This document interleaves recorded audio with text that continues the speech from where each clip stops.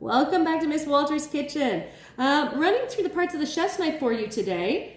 This is the same for every knife, a paring knife, although it's a little bit different. But we've got on the top is the spine. That is the not sharp part. Underneath we've got an edge, which is sharp. Between the two is the flat.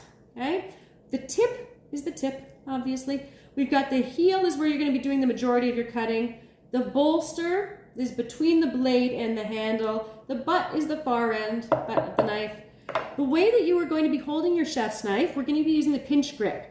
So you're going to wrap your 3 fingers around.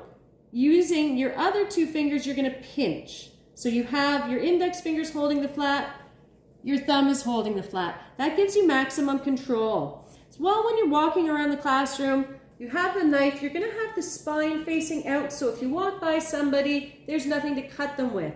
When you're passing the knife to a partner, you are going to pass it by holding it by the spine, by the flat, and pass it to the person that you're working with. Okay, that's the safe way that we're going to be operating the classroom.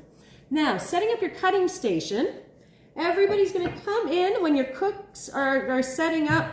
You're going to come and pick up a damp cloth or a dry cloth and dampen it. You're going to place a cutting board on the top.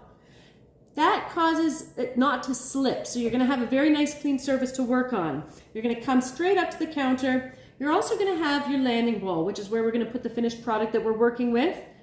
You're going to have your something to cut, your STC, which is a potato I will be using for my next demonstration. When you have your knife at the station, the way that we're going to store the knives is tucked in underneath your cutting surface.